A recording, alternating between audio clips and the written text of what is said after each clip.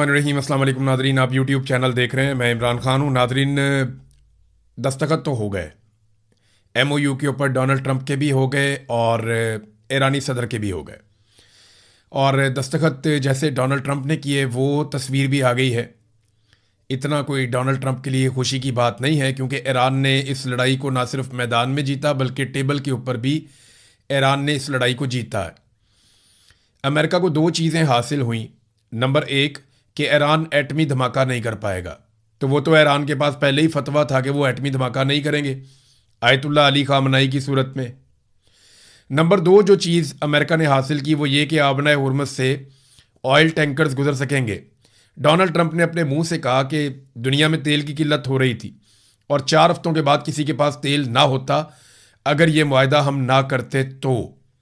कुछ अर्सा पहले Donald Trump कह रहा था फ़र्क ही कोई नहीं पड़ता, हमारे पास बहुत बड़े बड़े ज़खायर हैं, हम तो जनाब पूरी दुनिया को तेल की सप्लाई कर सकते हैं, हमारे पास ले आओ अपने टैंकर्स और ले जाओ तेल भर के।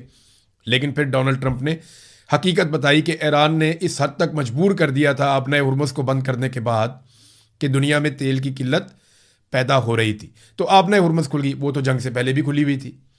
लेकिन जो आबना हुर्मुज़ खुली है, ये वाली जो एक शिक है, आपने शिक नंबर 5 से लेकर शिक नंबर 8 तक अगर आप पढ़ें, जो मैंने आपको पिछले वीलॉग में पढ़ के भी सुनाई है, तो वो ये वाजे करती हैं कि ईरान ने काफ़ी हद तक अमेरिका को मजबूर कर दिया था इस मुआहदे पर आने के लिए। और यहाँ ईरान को ज़्यादा चीज़ें मिल रही हैं, अमेरिका को बहुत कम कुछ मिल रहा है। यानी वो एटमी धमाका जो ईरान ने करना ही नहीं था, उसी की गारंटी दे के ईरान ने अमेरिका पे एहसान चढ़ा दिया। जबकि आबना हुर्मुज़ जो पहले से खुली हुई थी उसको अब कंडीशनल खोला जा रहा है, यानी उसमें ईरान और ओमान का एक किरदार रहेगा और वो यहाँ से पैसा भी बनाएंगे। तो कितनी बड़ी तब्दीली आ गई। और अमेरिकन को मिला क्या? कुछ भी नहीं। उल्टा ईरानियों को $300 अरब का इमदादी पैकेज अनाउंस किया गया। इस मुआहदे में फंड कायम किया जाएगा, $300 अरब का होगा, इमदाद होगी, कर्जा वर्दा नहीं कह रहे उसको। इसके अलावा 100 से $120 अरब ईरानियों के अपने पिछली कई दहाइयों से फ्रीज करके रखे हुए हैं दुनिया भर के अलग अलग मुल्कों में। अब देखें ना, पहले डॉलर की उतनी कीमत नहीं थी, आज डॉलर की कीमत देखें कहां से कहां पहुंच गई है। तो जब ये फ्रीज हुए थे तब शायद इतना बड़ा एसेट नहीं था, लेकिन आज ये बहुत बड़ा एसेट है। 100 से $120 अरब ईरानियों के अपने भी निकल आए। तो नवाज शरीफ के मुंह से आप अक्सर ये बात सुनते रहे हैं, बार बार मियां साहब सारी जिंदगी इस बात का वावेला करते रहे कि मुझे क्लिंटन ने फोन किया और मुझे कहा कि तुम एटमी धमाके ना करो तो मैं तुम्हें $5 अरब देता हूं। $5 अरब, यानी इतने सस्ते लोग हैं ये कि इन्होंने अपनी कीमत भी कितनी कम बताई। कौम पे एहसान चढ़ाने के चक्कर में $5 अरब मियां नवाज शरीफ साहब सारी जिंदगी कौम को गिनवाते रहे कि मुझे बिल क्लिंटन $5 अरब की पेशकश कर रहा था कि एटमी धमाके ना करो, हम तुम लोगों को $5 अरब देते हैं।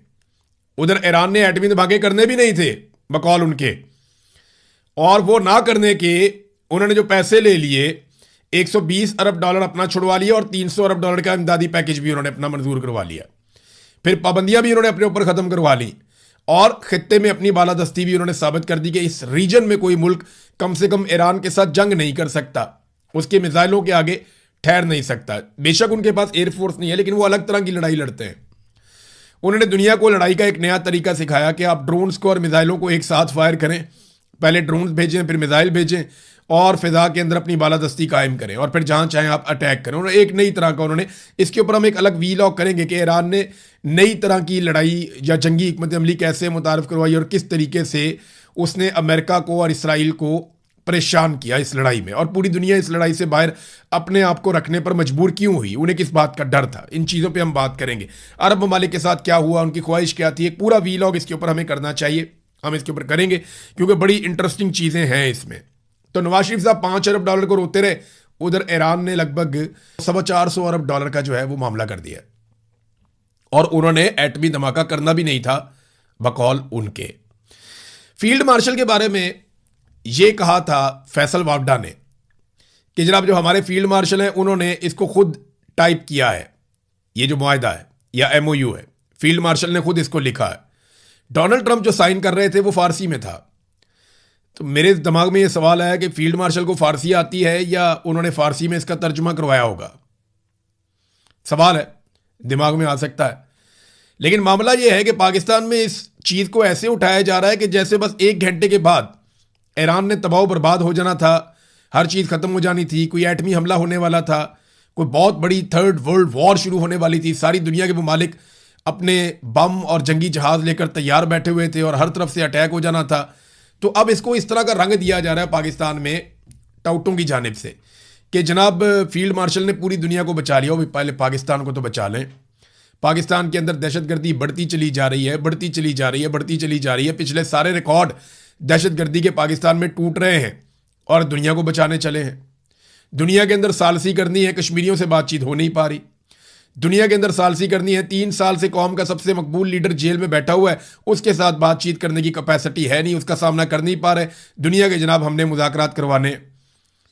अच्छा, अब तकरीब के बारे में कहते हैं जी अभी भी तकरीब होगी, कुछ लोग कहते हैं होगी, कुछ कहते हैं नहीं होगी। वैसे जो समझदार लोग हैं उन्होंने वज़ीर आज़म को मशवरा दिया कि जनाब आप ये प्रोग्राम अब कैंसिल कर दें, फ़ायदा कोई नहीं है।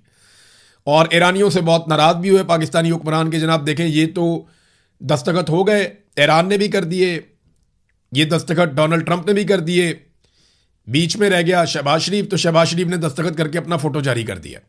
अब ज़रा ये 2 तस्वीरें आप देखें, एक में ये ईरानी सदर आपको नज़र आ रहे हैं और एक तस्वीर में आपको शहबाज शरीफ नज़र आ रहे हैं। ज़रा पहले आप ईरानी सदर की तस्वीर देखें, ये इनके हाथ में डॉक्यूमेंट है जिसके ऊपर इन्होंने दस्तखत किए ईरानी कौम को दिखाने के लिए। इनके चेहरे पे बिल्कुल किसी किस्म की मुस्कुराहट नहीं है, ये इंतहाई संजीदा और ऐसा लगता है कि जैसे एक जंग लड़ा हुआ आदमी है। इनके बहुत सारे लोग शहीद हुए हैं, इन्होंने बड़ी कुर्बानी दी है और बड़ी शानदार जंग लड़ी है। ये लोग जंग जीतने के दावेदार हैं, इसके बावजूद इनके चेहरे पे आप संजीदगी देखें। इस फतह को वो उस तरह सेलिब्रेट नहीं कर रहे, वो याद कर रहे हैं उनका एक सुप्रीम लीडर जो है वो कत्ल कर दिया गया, इस सारी लड़ाई में उन्हें शहीद किया गया, बहुत सारी बच्चियां शहीद की गई, बहुत सारा इंफ्रास्ट्रक्चर का नुकसान हुआ, लेकिन जंग जीतने के बावजूद उनके चेहरे के ऊपर आप संजीदगी का आलम देखें। एक तरफ पाकिस्तान है जिसने कुछ भी नहीं जीता और पाकिस्तान के वज़ीर आज़म को देखेंगे पराई शादी में अब्दुल्ला दीवाना, ये बेगानी शादी में अब्दुल्ला दीवाना ऐसा होता है। यानी ये बहुत खुश है कि इन्होंने बहुत बड़ा कारनामा कर दिया। डोनाल्ड ट्रंप ने शायद ऐसी कोई फ़ोटो जारी भी नहीं की। अब तकरीब के हवाले से पहले शहबाज शरीफ साहब ने एक ट्वीट किया, जैसे ही उन्होंने ट्वीट किया तो घुंघरू बांध लिए बहुत सारे पाकिस्तान के अंदर जो दरबारी हैं उन्होंने, और उन्होंने घुंघरू बांध के अभी रक्स शुरू ही किया था कि पता चला कि ट्वीट एडिट हो गया। अब वो बेचारे परेशान हो गए कि जनाब ट्वीट तो एडिट हो गया, अब क्या करें। तो फिर उन्होंने एडिट शुदा ट्वीट के ऊपर हल्की हल्की आंच पे बंगड़ा डालना दोबारा शुरू किया, तो पता चला ट्वीट डिलीट हो गई, फिर ट्वीट दोबारा हो गई। तो अब बेचारे आहिस्ता आहिस्ता नाचते भी हैं, तबला भी बजाते हैं, लेकिन साथ साथ मुड़ मुड़ के ट्वीट को भी देखते हैं कि पता नहीं ट्वीट है या डिलीट हो गई। देखिए मामला ये है कि जब आप कमांडिंग पोजीशन में होते हैं तो उसके लिए ज़रूरी है कि आपकी मईशत मजबूत हो, आप बहुत ताकतवर मुल्क हों, आपकी बात दुनिया में सुनी जाए, वो बहुत ज़रूरी होता है। पाकिस्तान ने इसमें किरदार ज़रूर अदा किया, लेकिन ये किरदार पाकिस्तान को डोनाल्ड ट्रंप ने दिया, क्योंकि डोनाल्ड ट्रंप किसी और पे भरोसा नहीं कर रहा था। डोनाल्ड ट्रंप के लिए इंतहाई वफादार साबित हुए फील्ड मार्शल आसिम मुनीर और शहबाज शरीफ। ट्रंप को लगता था कि ये लोग मेरे साथ मुकम्मल वफादारी करेंगे, क्योंकि ये लोग पाकिस्तान में फंसे हुए हैं और जाली हुकूमत बनाकर बैठे हुए हैं। लिहाजा ट्रंप ने इनकी ड्यूटी लगाई और इन्होंने सिर्फ अपनी ड्यूटी की है। अब उस ड्यूटी के बदले में ये चाहते हैं कि इन्हें बहुत सारी पजीराई मिल जाए, तो ठीक है, बड़ी अच्छी बात है। जो अच्छा काम इन्होंने किया है, तो नीयतों के तो अल्लाह ताला ही जानता है कि किसकी क्या नीयत है, लेकिन मैं ये जानता हूँ और ये सारी दुनिया जानती है कि डोनाल्ड ट्रंप को फेस सेविंग दिलाने के लिए ही ये लोग मैदान में उतरे थे, और असल में जिन्होंने कारनामा दिखाया वो कतरी हैं, जिनका बहुत तजर्बा है। पाकिस्तान ने इस काम को शुरू ज़रूर किया था, लेकिन पाकिस्तान इसे समेट नहीं पाया, क्योंकि पाकिस्तान की मिलिट्री एस्टेब्लिशमेंट का टके का तजर्बा नहीं है मुज़ाकरात का। अगर इनको मुज़ाकरात करने आते होते, बातचीत करनी आती होती, तो इंडिया के साथ, अफगानिस्तान के साथ अपने मामला हल कर लेते। बातचीत और मुज़ाकरात करने आते होते तो बांग्लादेश ज़रूर टूट जाता। बातचीत और मुज़ाकरात करने आते तो बलोच पहाड़ों पे बैठे हुए होते। बातचीत और मुज़ाकरात करने आते होते तो आज दुनिया भर के अंदर ऐसे लोग ज़रूर बैठे होते जो पाकिस्तान की मिलिट्री एस्टेब्लिशमेंट से नाराज़ हैं। इनका बातचीत करने का कोई तजर्बा ही नहीं, इनको समझ ही नहीं है, तो ये नहीं कर सकते। पाकिस्तान के अंदर सबसे मकबूल आदमी को इन्होंने जेल में डाला हुआ है और बातचीत करने में ये उसके साथ भी मुकम्मल तौर पे नाकाम है, ये नहीं कर सकते। बहरहाल अब कहानियां सुनाई जा रही हैं कि जनाब आधे घंटे में ये होने वाला था, 1 घंटे में वो होने वाला था, तो जनाब इस तरह करके बचा दिया और ऐसे करके कर दिया। लेकिन ट्रंप बहुत समझदार आदमी है, वो जिसको भी मिलेगा तारीफ ही करेगा। अभी फील्ड मार्शल से या शहबाज शरीफ से उसकी जब भी मुलाकात होगी वो कहेगा जी बहुत कमाल लोग हैं, इन जैसा बंदा ही कोई नहीं है, मेरा फेवरेट है ये फील्ड मार्शल, मेरा पसंदीदा है ये वज़ीर आज़म। वो बहुत तारीफ़ें करेगा। उसने भी मोदी की भी की है, फिर उसने मैक्रोन की भी की है, मैक्रोन की वाइफ की भी की है। वो दुनिया भर में जहाँ भी जाता है, अरब हुक्मरान हो या कोई भी हो, अफ्रीकी हो, इवन वो तो प्यूटन की बहुत तारीफ़ करता है। हालांकि अमेरिकन प्यूटन से नफरत करते हैं। अमेरिकन जो हैं वो बहुत नफरत करते हैं रूस से, क्योंकि उन्हें बहुत लंबे अरसे तक ये पढ़ाया गया, तो वो तो उसकी भी तारीफ कर देता है। तो डोनाल्ड ट्रंप का कोई पता नहीं है, वो तो इनकी तारीफ करेगा ही। लेकिन अभी आने वाले दिनों में कुछ और चीज़ों का हमें अंदाज़ा हो जाएगा, खास तौर पे ये जो तकरीब होनी है या नहीं होनी। अब तकरीब रह क्या गई पीछे, यानी असल काम जो होना था वो तो हो गया। तो कौम के पैसे ज़ाया करने की क्या ज़रूरत है? यहाँ से बंदे भेजे हुए हैं सरकारी खर्चे के ऊपर, कोई सहाफ़ी है, कोई है, कोई कौन है, वो सारे वहाँ पे पहुँचाए हुए हैं स्विट्ज़रलैंड में, वो उधर फिर रहे हैं सरकारी खर्च के ऊपर। तो बजाय कि इतना पैसा कौम का दोबारा खर्च किया जाए और इतनी बड़ी कवरेज की जाए, फिर उसकी तशहीर की जाए, ज़रा पाकिस्तान की तरफ तवज्जो दें और पाकिस्तान के मामलात को देखें, जहाँ पे लेवियाँ लगा लगा के आपने बेड़ा गर्क कर दिया। लेकिन देखें ना, हमारे यहाँ पे कोई मीडिया इसके ऊपर आवाज़ ही नहीं उठाता। मीडिया बहुत बुरी तरह कंप्रोमाइज़ हुआ है। ISPR का जनरल आसिफ गफूर था, उसका कुत्ता मर गया। पाकिस्तान के मीडिया पे खबर चल रही है कि जनाब जनरल आसिफ गफूर का कुत्ता मर गया। उधर कबायली इलाकों में ड्रोन हमला होता है, खवातीन और बच्चे शहीद हो जाते हैं, तो मीडिया उसकी खबर नहीं देता। 26 नवंबर को इस्लामाबाद डी चौक में जो कत्लेआम हुआ, पाकिस्तान का मीडिया उसकी खबर नहीं देता। कश्मीर के अंदर जो रोज़ाना की बुनियाद पर गोलियां चलाई जा रही हैं, लोग शहीद भी होते हैं, ज़ख्मी भी होते हैं, पाकिस्तान का मीडिया उसकी खबर नहीं देता। बलूचिस्तान के अंदर जो जबरी तौर पे इंसानों को लापता किया जाता है, गुमशुदा किया जाता है, पाकिस्तान का मीडिया उसकी खबर नहीं देता।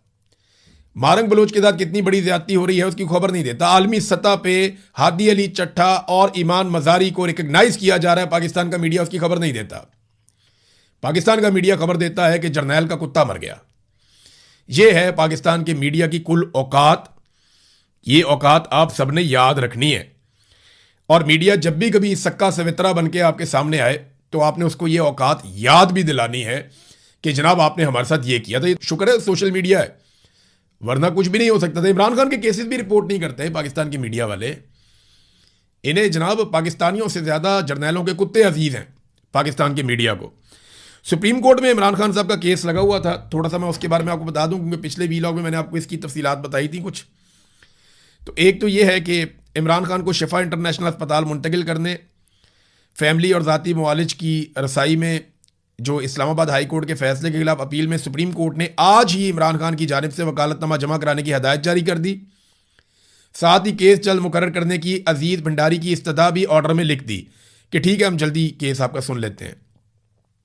जस्टिस मोहम्मद अली मजहर ने कहा कि अगर आप जल्दी केस लगवाना चाहते हैं तो जल्द समाअत की दरख्वास्त दायर कर सकते हैं, क्योंकि यह बेंच आइंदा हफ्ते दस्तयाब नहीं होगा। फिर सुप्रीम कोर्ट से जो खबर आई वो ये है कि इमरान खान की मुलाकातों पर पाबंदी के खिलाफ तौहीन अदालत की दरखास्तें सुप्रीम कोर्ट ने फ्रीकैन को नोटिस जारी कर दिए। Superintendent Adiala jail, home secretary Punjab को भी नोटिस जारी किया गया। एडवोकेट जनरल इस्लामाबाद और पंजाब को भी नोटिस जारी किया गया। सुप्रीम कोर्ट ने फ्रीकैन से 3 हफ्तों में जवाब तलब किया है। 3 रुकनी बेंच ने इस केस की समाअत की है। और ये जो केस है इसमें सलमान अकरम राजा साहब थे, बैरिस्टर अली जफर थे, अजीज भंडारी साहब थे और दीगर वकला वहाँ पे मौजूद थे। तो इन्होंने सुप्रीम कोर्ट ऑफ पाकिस्तान में इस केस पर काम किया। अब नाजरीन, मामला आ जाता है इस्लामाबाद हाई कोर्ट का। इस्लामाबाद हाई कोर्ट में भी अजीबोगरीब सिचुएशन पैदा हो गई है। सलमान सफदर साहब आते हैं अदालत में तो जज साहब कहते हैं जी मेन केस के ऊपर आ जाए। वो कहते हैं जी मुझे तो मेरे क्लाइंट ने कहा ही नहीं इसके ऊपर दलाइल देने के लिए।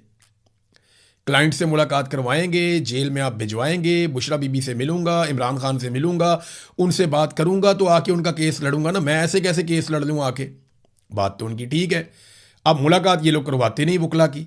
मुलाकात करवाएंगे तो इमरान खान इंस्ट्रक्शन देगा, वो चीज़ें बाहर आएंगी, लिहाजा वो मुलाकात करवाने से डरते हैं। निज़ाम जो है वो इमरान खान से मुलाकात नहीं करवा पा रहा।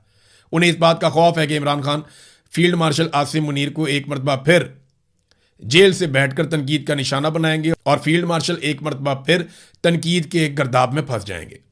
लिहाजा फील्ड मार्शल को सेव करने के लिए, उन्हें बचाने के लिए कैदी नंबर 804 की मुलाकातें बंद करवाई हुई हैं। बहरहाल एडवोकेट जनरल इस्लामाबाद को हदायत की गई कि 7 रोज में अदालती हुक्म पर अमल दरामद कराएं। इमरान खान मुलाकात का ऑर्डर करने की बैरिस्टर सलमान सफदर की इस्तदा पर कोई ऑर्डर जारी नहीं किया गया। दूसरी एक और चीज़ है कि वो सुहेल अफरीदी का भी केस चल रहा था ना इस्लामाबाद हाई कोर्ट में, वो बेंच ही टूट गया। उन्होंने कही जाके उस बेंच में लगाओ जहां पे पहले लगा हुआ है। यानी वो जो एक दबाव डाला हुआ था खैबर पख्तूनख्वा की हुकूमत ने कि जनाब हमने बजट पास नहीं करना अगर आपने इमरान खान से हमारी मुलाकात ना करवाई तो, या हम थोड़े अरसे के लिए बजट पास करेंगे। तो इस पे जनाब अब खैबर पख्तूनख्वा का ये वाला जोर भी काम ना किया। देखिए जोर एक ही होता है, वो अवाम का होता है। अल्लाह रब्बुल इज़्ज़त की कुदरत है, वो कुछ भी कर सकता है, लेकिन जो ताकत है वो अवाम के पास है।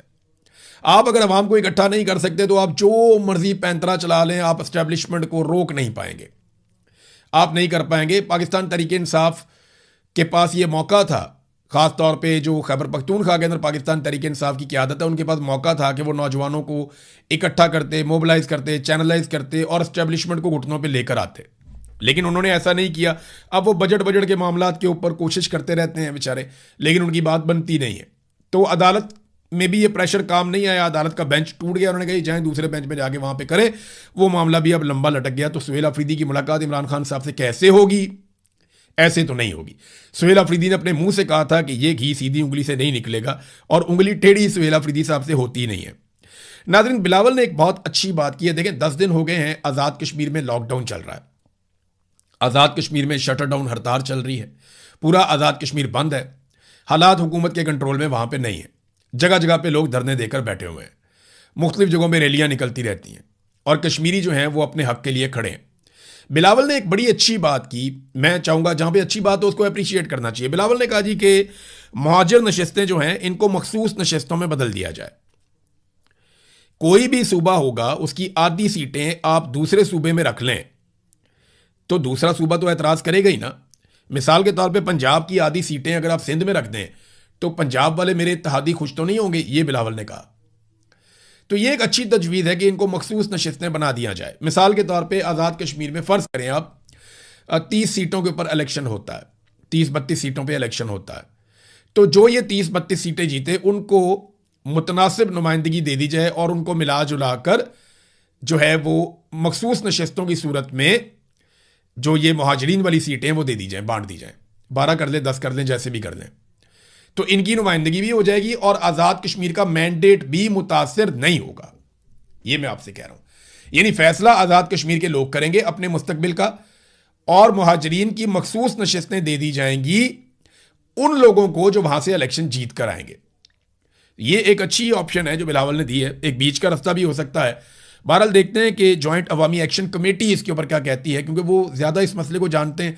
जब वो इस पर मौक़िफ़ देंगे तो वो आपके सामने मैं रखूंगा। एक और चीज़ है, लेवी पे बिलावल ने आवाज़ उठाई कि जब सैलाब आया था हमारे दौरे हुकूमत में, 2010 में सैलाब आया था, जब पीपल्स पार्टी की हुकूमत थी, तो 2010 में वाकई एक बड़ा खौफनाक सैलाब आया था पाकिस्तान में।